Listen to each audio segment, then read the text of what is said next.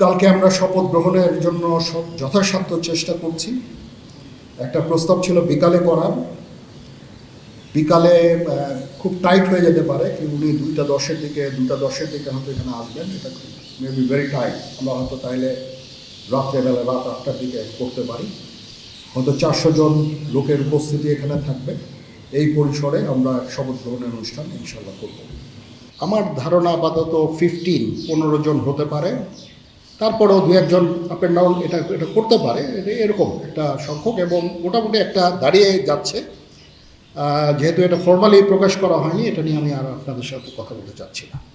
আপনারা জানেন যে আমরা কেয়ারটেকার গভর্নমেন্টের প্রধান ডক্টর ইউনূসকে আমরা নির্বাচন করেছি অনেক আলোচনা করে, আমরা নিজেদের মধ্যে অনেক আলোচনা করেছি এবং সমস্ত রাজনৈতিক নেতৃবৃন্দের সাথে, স্টুডেন্ট কোঅর্ডিনেটরদের সাথে আলোচনা করেছি। আমার সাথে নেভি চিফ এবং এয়ার চিফ ওনারাও ছিলেন এবং মহামান্য রাষ্ট্রপতির সাথে আমরা আলোচনা করেছি এবং আলোচনা করে আমরা সর্বসম্মতভাবে সম্মত হয়েছি এবং ওনার কাছে প্রস্তাব দিয়েছি চিফ অ্যাডভাইজার ডক্টর ইউনূসকে করার জন্য এবং উনি এখন আমাদের চিফ অ্যাডভাইজার।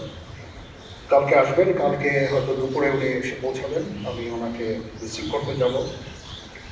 প্রথম কথা হচ্ছে যে আমি দায়িত্ব নিয়েছিলাম অবশ্যই, এবং আমি রাজনৈতিক নেতৃবৃন্দর কাছ থেকে কথাও আমি ওনাদেরকে আমি বলেছিলাম যে আপনারা আমাদের সাহায্য করেন, যে মুহূর্তে এই ট্রানজিশনটা হবে এ ধরনের সমস্যার সৃষ্টি হতে পারে, এবং ওনারাও আমাকে বলেছিলেন যে ওনাদের যতদূর সম্ভব সাহায্য করবেন। তারপরেও কিছু কিছু ঘটনা ঘটেছে, এটা ঘটার পিছনে তো কিছু কারণও আছে এবং আমরা ইনিশিয়ালি হয়তো কিছু এরকম ঘটনা ঘটেছে, বাট তারপরে এখন পরিস্থিতি কিন্তু অনেক শান্ত হয়ে আসছে। আমরা আমাদের যত স্ট্রেংথ আছে, পুলিশ কিন্তু নন এক্সিস্টিং, পুলিশ কোনো ডিউটিতে নাই। পুলিশের একটা বড় ফোর্স, এটার যে ভয়েড যেটা সৃষ্টি হয়েছে, এই ভয়েডটা সেনাবাহিনীর স্ট্রেংথ দিয়ে এটা পুরো করা সম্ভব না।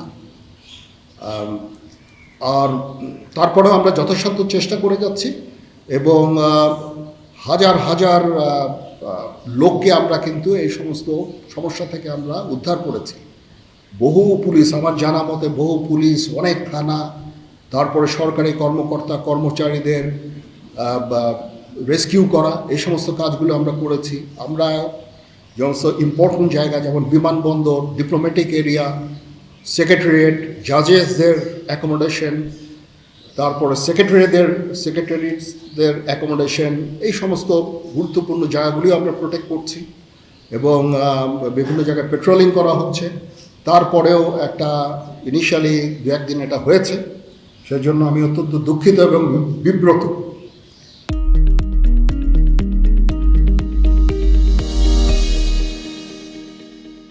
যাই হোক, এটা আমার যে স্ট্রেংথ যা ছিল, এটা নেভি এয়ারফোর্সও তারা তাদের মতো করে করেছে।